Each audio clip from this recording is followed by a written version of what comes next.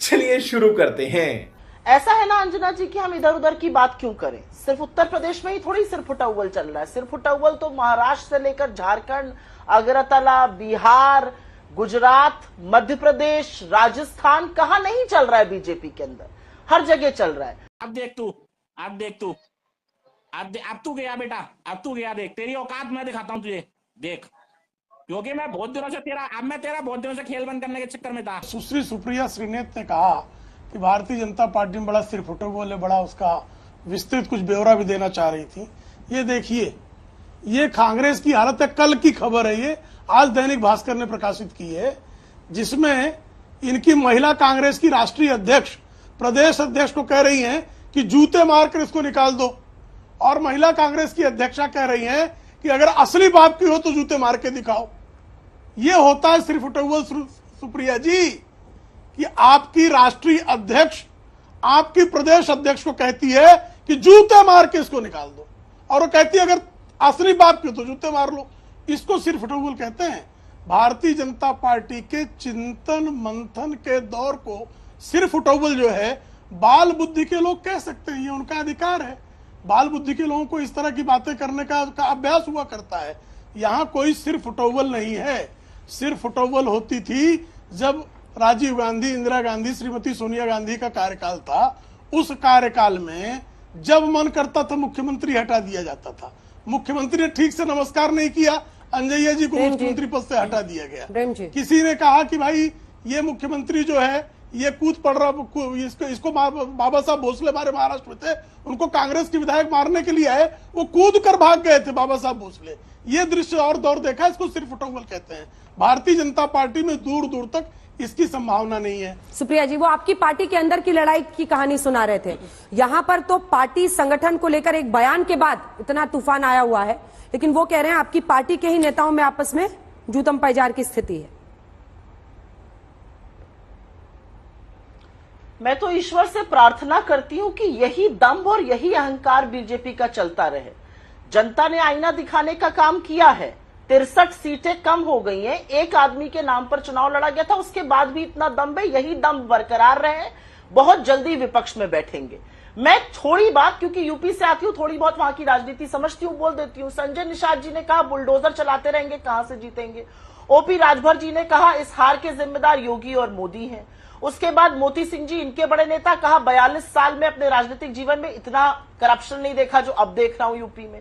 रमेश सिंह, इनके जौनपुर के विधायक, कहते हैं बड़ा परिवर्तन नहीं हुआ तो जीत नहीं सकते। अनुप्रिया पटेल कह रही है मोदी जी को भी अब हार कर एनडीए बोलना पड़ रहा है, मोदी और बीजेपी नहीं करते हैं। इनके बस्ती के, इनके प्रयागराज के लोग जो कह रहे हैं वो सबको पता है, कह रहे हैं प्राइवेट लीजिंग कंपनी बता दिया। देवेंद्र प्रताप सिंह, इनके एमएलसी हैं, खुलकर आला कमान को चिट्ठी लिख रहे हैं। ये यूपी की बात हो गई। अब आगे की बात कर देती हूँ। महाराष्ट्र में देवेंद्र फडणवीस, पंकजा मुंडा और एकनाथ शिंदे जी के बीच में क्या कितनी आफत मची हुई किसी को पता नहीं है। देवघर झारखंड में समीक्षा बैठक में वो लातम घुसा हुआ कि बैठक खत्म करनी पड़ गई। अगरतला में अपने ही पंचायत ऑफिस में इनको ताला लगाना पड़ गया, इतनी हाथापाई हो गई वहां पर। राजस्थान में किरोड़ी लाल मीणा जी इस्तीफा दे रहे हैं, राजेंद्र राठौड़ जी अपनी सरकार से सवाल पूछ रहे हैं।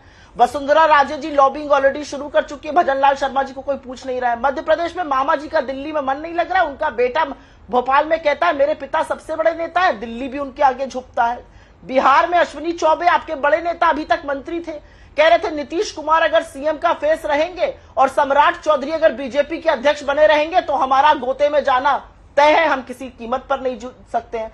हरियाणा में नायब सिंह सैनी के नाम पर कितनी सिरफुटबॉल मची हो मुझे कहने की जरूरत नहीं है। अनिल विज किसी भी दिन बगावत कर सकते हैं, पहले भी पार्टी का नाम हटा चुके हैं। तो बड़ी लंबी फेहरिस्त है, मैं उस फेहरिस्त में नहीं जाना चाहती हूं। ये बैल बुद्धि ही कोई होगा अगर इसको अनुशासनहीनता मान के चुप हो जाएगा।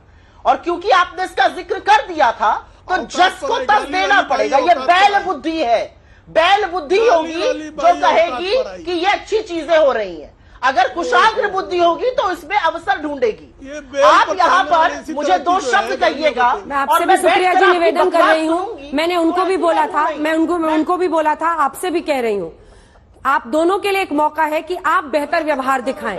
उन्होंने कहा इसलिए उस स्तर पर गिरने के लिए आप बाध्य नहीं हैं। आप भी ये पहल कर सकती हैं कि आप अमर्यादित भाषा से बचें। और मैं आप दोनों से निवेदन कर रही हूँ, अच्छा नहीं क्यों एक दूसरे के नेताओं की इस तरह से जगहसाई करनी है।